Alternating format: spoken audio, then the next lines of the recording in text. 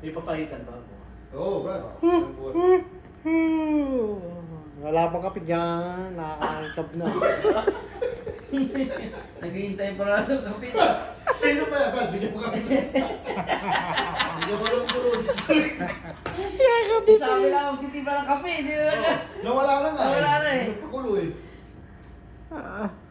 Tignan natin ang Nescafe yan. Yun. Tawag ko nga pala. Steve, hindi ka kumuha. Sa akin ko lang din. Mas huwag mo lang pindutin yung nasa hawak mo. Secure na. Bakit Kailangan dito. Bakit kami ng pangalan? Kasi baka ano eh. Bakit may pangalan? Mga delikado eh. Hindi. Nasa atin ang control. Kaya hindi pwede magsalita si Karingin. Brad, labas mo na yung tinapay mo dyan, Brad. Labas mo na, nabay mo na, gutom na. Oo nga, no, dahil pala tinapay yun oh. Wala na. Wala, Ha? kahit gano'ng karami. Pinag- Ubus pa rin. Marami. Ano na, pinag... Ah, ang dami dyan. Hindi na lang Jetta, binalik din ang tuwal eh.